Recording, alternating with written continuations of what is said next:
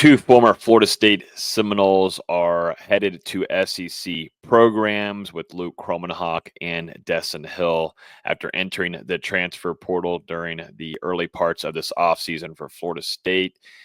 One headed to Mississippi State with Luke Kromenhoek, and Destyn Hill headed to Louisiana to join Brian Kelly and the LSU Tigers, going to his former home and the state of Louisiana.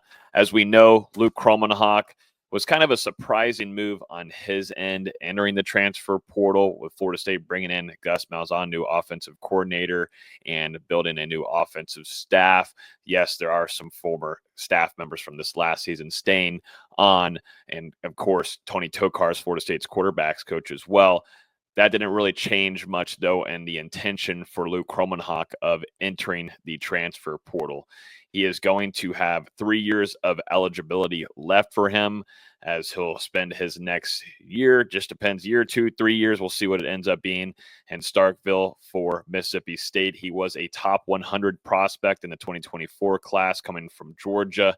And, one thing I think that we all take away from his experience in Tallahassee is he wasn't supposed to play this season. We weren't supposed to see Luke Kromenhoek play in 2024 with DJU. Things not working out there. You brought him over from Oregon State, and we're hoping that you'd be able to bridge him potentially into Luke Kromenhoek coming into the fold and being able to give him some time to develop under Florida State's offense and what Mike Norvell and, Tony Tokarz and maybe what you thought you had there with Alex Atkins, now moving on from him as Florida State's offensive line coach.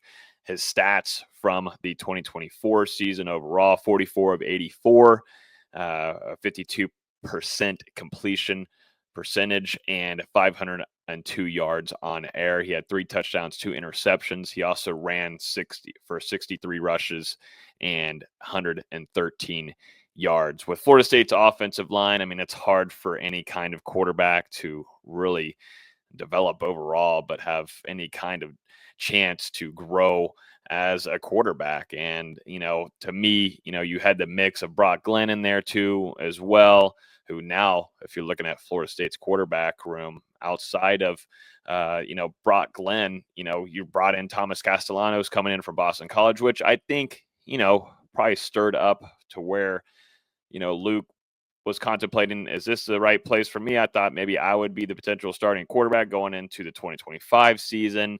And also, too, you got to think about with Gus Malzahn coming in with this new scheme of offense that they'll be running and a different type of personnel. There's a certain type of quarterback, though, that Gus Malzahn likes to run in his offense. And Thomas Castellanos coming from Boston College, he's more of a dual threat guy and can roll out. I'm not saying that Luke Kromenhoek can't do that, but the versatility of a running quarterback is something that Gus Malzahn likes. And, that's where I don't think it comes too much of a shock that we saw him enter that transfer portal, but I think just because of the timing to where that was for Florida State, I'm sure it was, communicated that they were going to look for a transfer portal quarterback, and you had to, you're certainly moving on there from DJU. He just, put his name into the 2025 NFL draft conversation. But to me, for Florida State, you had to go in there and grab a transfer quarterback.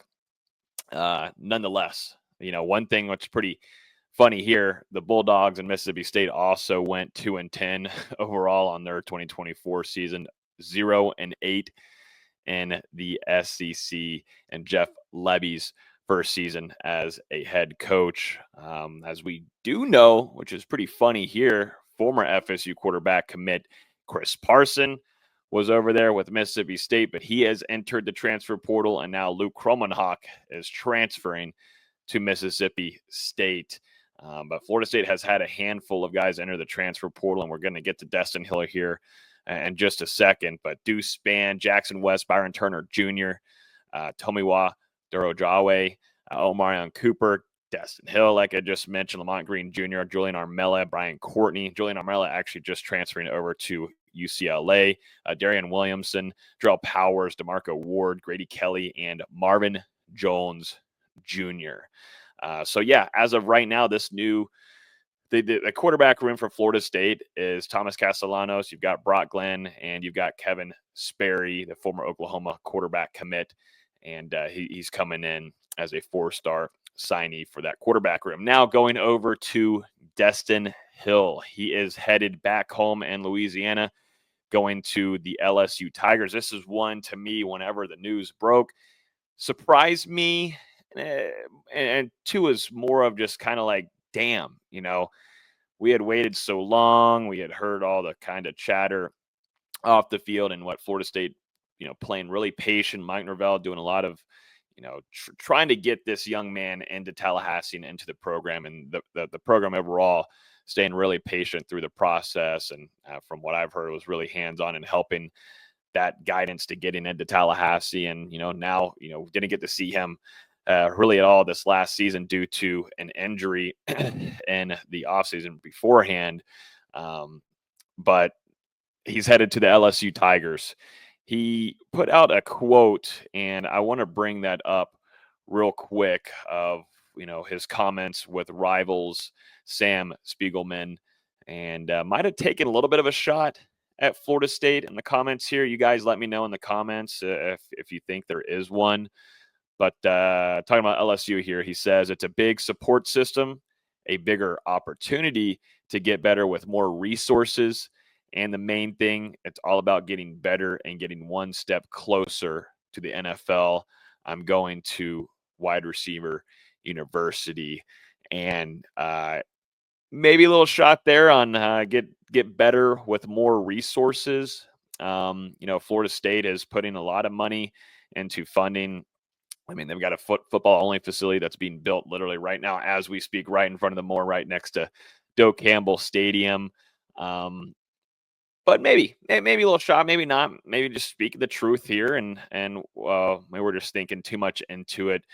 But as a true freshman, he had 6 catches for 87 yards for Florida State, and his only 2 starts with the Seminoles. He primarily played as a slot player. He signed with Florida State all the way back in 2021 as a 4-star prospect, but didn't arrive on campus until May of 2023, about 2 years after signing with the Seminoles. What does the wide receiver room look like now for FSU as we speak? Hakeem Williams still on this roster. Jaylen Brown, as we know, former LSU wide receiver that transferred to FSU this last season. LaWayne McCoy, BJ Gibson, Elijah Moore, Camden Fryer. Florida State did do a good job here in the recruiting criteria, should I say department, and bringing in Javon Boggs, a 4-star wide receiver, Tayshawn Gelsey, along with Tariq Mallory and Jordan Scott, who is a JUCO wide receiver. Javon Boggs putting up some crazy numbers. He's all over Twitter right now. He seems like he's going to be someone that is going to be really reliable, someone that Florida State really needs, and some reliability. And now with new wide receiver coach Tim Harris Jr.